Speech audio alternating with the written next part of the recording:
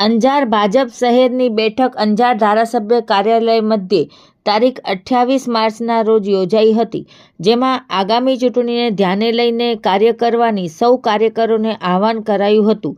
આ બેઠકમાં કચ્છ જિલ્લા પંચાયતના પૂર્વ પ્રમુખ તેમજ અંજાર શહેરના સહપ્રભારી જનકસિંહજી જાડેજા, રાપરના સહપ્રભારી વસંતભાઈ કોટરાણી, અંજાર શહેરના સંગઠનના પ્રમુખ હિતેનભાઈ વ્યાસ, મહામંત્રી અશ્વિનભાઈ સોરઠિયા, ડેનીભાઈ શાહ, જિલ્લાના પદાધિકારી સુરેશભાઈ ટાંક તેમજ સર્વે ભાજપના યુવા મોરચા, મહિલા મોરચા, બક્ષીપંચ મોરચાના સંગઠનના કાર્યકરો બહોળી સંખ્યામાં ઉપસ્થિત રહ્યા હતા। પ્રથમ મહિલા મોરચાના મહામંત્રી વૈશાલીબેન સોરઠિયા દ્વારા રાષ્ટ્રગીત ગવાયું હતું।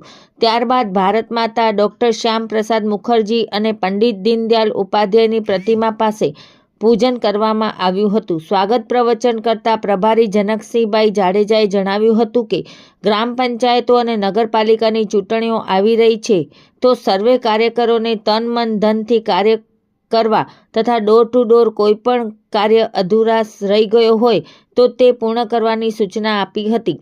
જ્યારે અંજાર શહેર સંગઠનના પ્રમુખે પ્રથમ સર્વે નવા હોદ્દેદારો કાર્યકરોનો પરિચય કરાવ્યો હતો, તેમજ સર્વે કાર્યકરોને કાર્ય કરવા તેમજ 29 તારીખે મન કી બાત કાર્યક્રમ અંજાર લોહાણા મહાજનવાડી મધ્યે રાખવામાં આવ્યો છે, તેમજ સાથે ટિફિન બેઠક વ્યવસ્થા પણ રખાઈ છે, તો સર્વે સાથે ભોજન લઈશું તેમ 5 તારીખે સ્થાપના દિવસ હોતા વિવિધ કાર્યક્રમોની ડીપમાં માહિતી આપી હતી।